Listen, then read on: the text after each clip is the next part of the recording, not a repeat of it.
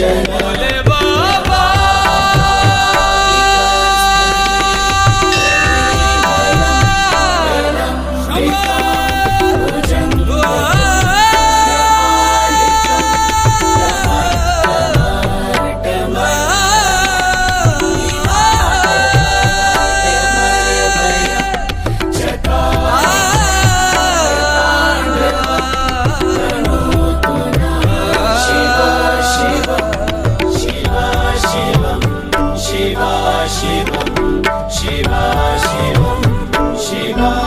शिव कैलाशों के वासे धौली धारों के राजा शंकर।